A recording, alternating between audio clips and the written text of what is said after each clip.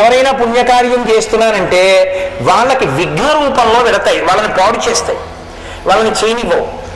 బ్రహ్మగారు ఒకసారి వచ్చి నా దగ్గర మొత్తుకున్నాడు, శివ, లోకంలో మంగళ కార్యాలు జరగట్లేదు, ఈ భూత ప్రేతాదులన్నీ వచ్చేస్తున్నాయి, వచ్చి మంగళ కార్యాలు జరగకుండా చేస్తున్నాయి, కాబట్టి లోకంలో ఎవరైనా మీ బిడ్డలేగా, 10 మంది కొడుకుల్ని కంటే 9 మంది గొప్ప ఉన్నత విద్యావంతులైనా ఒకటి జేబులొంగైనా వాడికి తండ్రిగా, కాబట్టి లోకంలో అన్ని ప్రాణులకి మీరేగా తల్లిదండ్రులు, కాబట్టి మీరు వెళ్ళి శ్మశానంలో కూర్చోండి.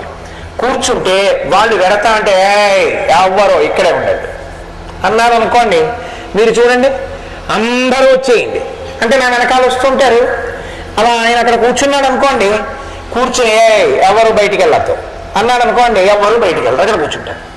కానీ వాటికేమిటో తెలుసా సంతోషం, అలా బుద్ధిగా కూర్చో, శ్రద్ధగా కూర్చో అంటే అవేం కూర్చోవు, వాటికి ఏదో ఒకటి చేస్తూ ఉండాలి. అందుకని ఆయన ఏం చేస్తుంటారంటే కాసేపు తాండవం చేసి వాటిని ఏమారుస్తుంటాడు. అందుకని లోకాన్ని రక్షించడానికి నన్ను బ్రహ్మ కూర్చోమని ప్రార్థిస్తే వెళ్ళి కూర్చున్నాను పార్వతి, చేతకాని వాడిని కాదు. నేనక్కడ కూర్చోపోతే వీళ్ళు ఏ పుణ్యకార్యం చేయలేరు, నేను కూర్చున్నాను కాబట్టి చేసుకుంటున్నారు.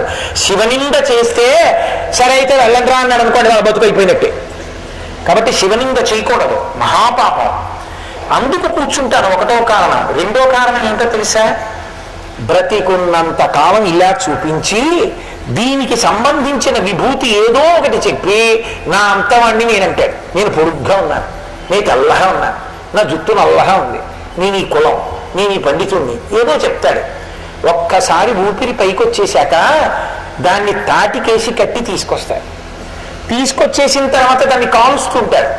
అప్పుడు వాడు అందులోంచి బయటకు వచ్చి చూసుకుంటూ ఉంటాడు. అప్పుడు నేను పండితుడిని, నేను తెల్లగా ఉంటాను, నేను పొడుగ్గా ఉంటాను, నా జుట్టు నల్లగా ఉంటుంది, నాకు శ్లోకాలు వచ్చు, వ్యాఖ్యానాలు వచ్చు, నేను అధికారిని, నీ డబ్బున్నవాడిని, ఇవేం లేదు. ఇంతమంది ఇన్ని చెప్పి నేను ఇది నేను అది వాడికన్నా ఇంత గొప్పవాణ్ణి అన్న వాళ్ళందరూ అక్కడ ఒక్క చోట సమానంగా నిలబడతారు పార్వతి. అప్పుడు చూడాలి తమాషా, అది చూడ్డానికి నించుంటాను. మూడో కారణం ఏంటో తెలుసా, బతికి ఉన్నన్నాళ్ళు నా వాళ్ళని అందరితో గడిపాడు.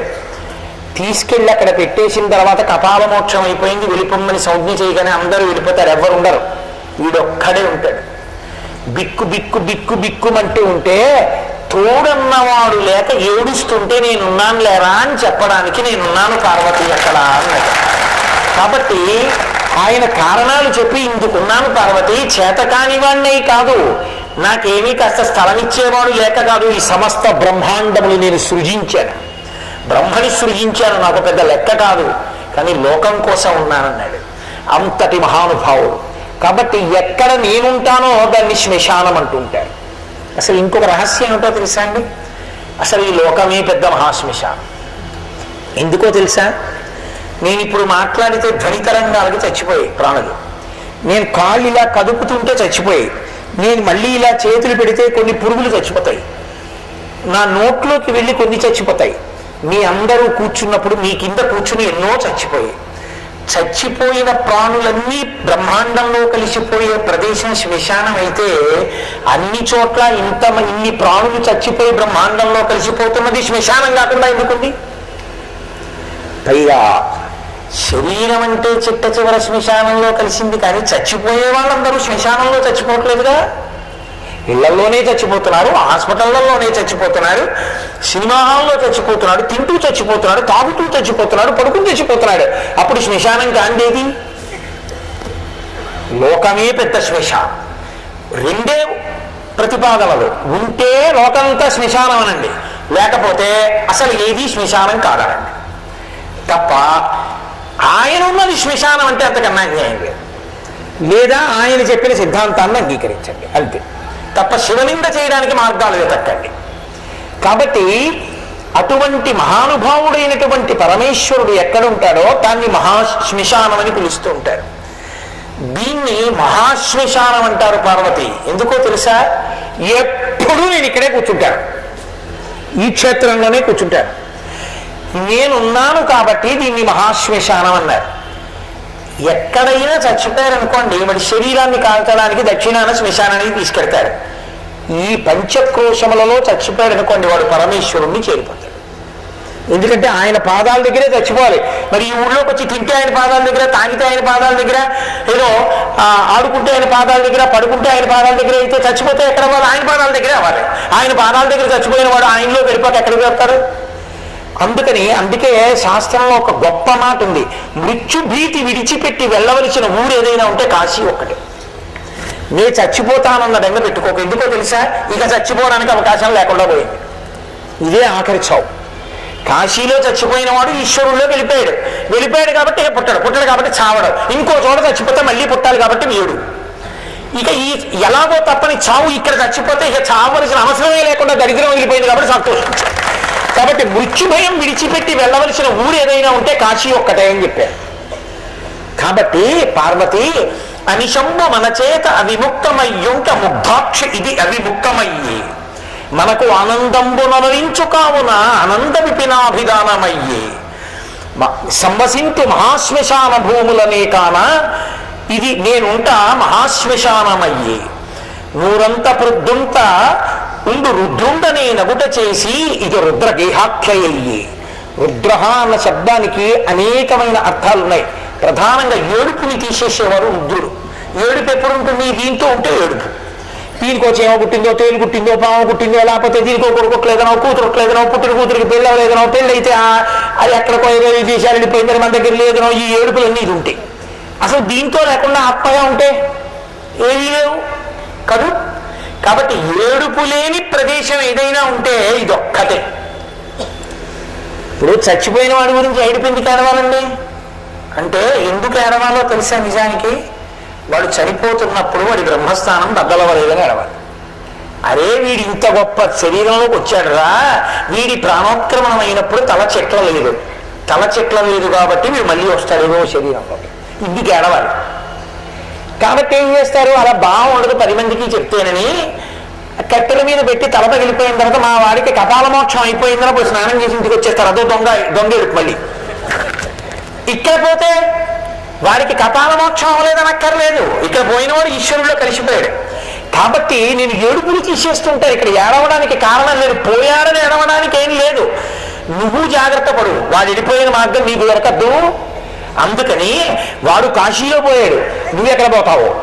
వాడు కాశీలో పోయాడంటే ఇక మళ్ళీ రాడు, వాడు అదృష్టవంతుడు. ఇప్పుడు నువ్వు ఏడవడం కాదు, తస్మాత్ జాగ్రత్త, నేను అలా ఉంటానా కాశీపట్టణంలో సమయంలో అని నీ గురించి ఏడవాలేమో కానీ వాడి గురించి ఏడవడానికి లేదు. నీ గురించి నువ్వు ఏడవడం అంటే నీ గురించి నీకు పరాకొచ్చింది కాబట్టి మంచి లక్షణంలో ఉన్నావు, అది ఏడుపు కాదు. ఉత్తమమైన శోకమే కాదు. కాబట్టి ఇప్పుడు రుద్రగేహాఖ్యయ్యే వరుణయు అసియు కూడిట. ఇక్కడ వరుణ అసి అన్న 2 నదులు గంగానది ప్రవాహం అర్ధచంద్రాకారంలో ఉంటే ఒకటి ఒక చివర ఒకటి దాంతో సంగమిస్తాయి. సంగమించినప్పుడు అది చూడ్డానికి ఎంత అందంగా ఉంటుందో. ఇలా గంగా అర్ధచంద్రాకారంగా ఉంటుంది. ఒక చివర అసి, ఒక చివర వరుణ, 2 గంగా నదిలో కలుస్తాయి. కలిసినప్పుడు అది ఎంత అందమైనదో. అందుకని అక్షరసర విచేత వారణాసి అయ్యి అక్షరములను కలిపేశాం.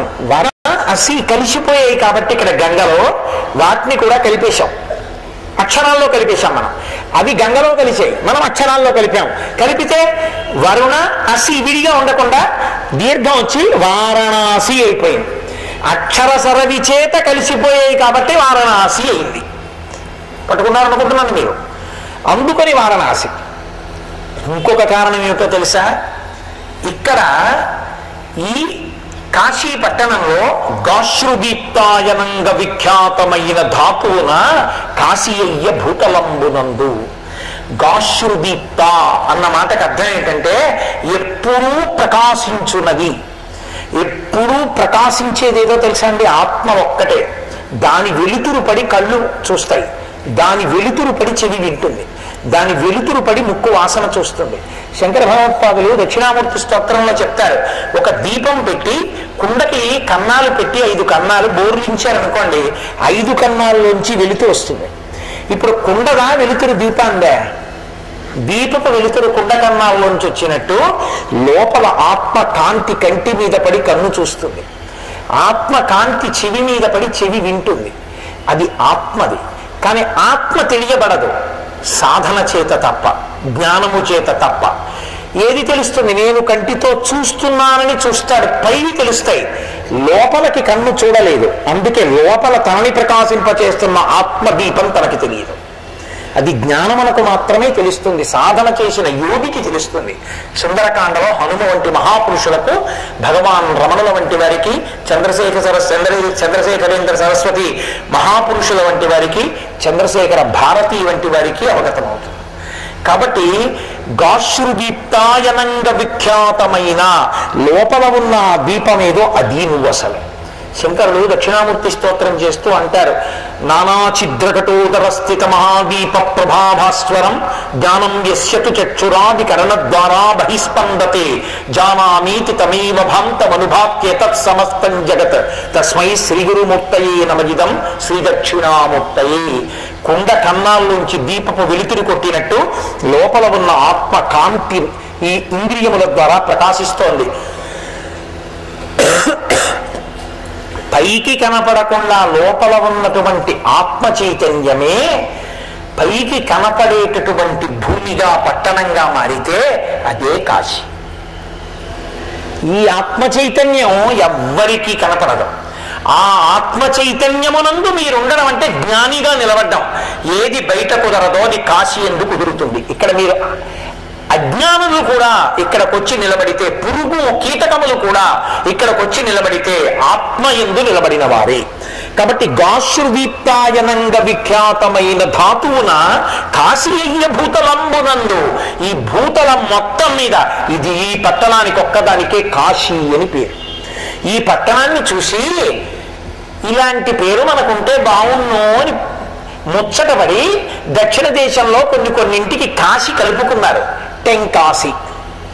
అలాగే దీపావళి మందుగుండు సామాను తయారు చేస్తుంటారు, శివకాశీ. ఇవన్నీ కాశీ అని ఎందుకు కలుపుకున్నారో తెలుసా అండి? ఈ కాశీని చూసి పేరన్నా పెట్టుకుందామని. పేరు పెట్టుకుని కాశీలు అయ్యాయేమో కానీ ఒరిజినల్ కాశీది ఒక్కటే. కాబట్టి గాశ్రుదీప్తాయనంగ విఖ్యాతమైన ధాతువున కాశీయ భూతలంబునందు, ఈ భూమండలం మీద ఆత్మ చైతన్యము పట్టణంగా ప్రకాశించేటటువంటిది ఒక్కటే పార్వతి. అందుకే ఇందులోకి అడుగు పెట్టనివ్వను ఎవరిని. ఇందులోకి వచ్చాడు అంటే నా అనుగ్రహమును పొందినవాడు అని గుర్తు. మనం ఎంత సంతోషించాలో ఆలోచించండి. మనం పరమేశ్వరుడికి ఎన్ని కృతజ్ఞతలు చెప్పుకోవాలో ఆలోచించండి కాశీ పట్టణానికి రావడం అంటే. కాబట్టి ఇందుకు రానివో ఉగ్రభూతములు. వీడు ఇంత అభ్యున్నతిని పొందితే ఇక మళ్ళీ పుట్టడం, మళ్ళీ చావడం ఉండదు వీడికి. మనం ఇలా ఏడుస్తున్నాం, వీడు మళ్ళా ఏడవాలని అవి చూస్తాయి. ఆనందమునందు నిలబెడతాడు పరమేశ్వరుడు. అందుకని కాశీయ భూతలంబునందు, ఈ పట్టణం ఇంత గొప్పది పార్వతి అని పరమేశ్వరుడు స్వయంగా పార్వతీదేవికి చెప్పాడు. ఈ పట్టణం యొక్క గొప్పతనం ఏమిటో తెలుసా అండి?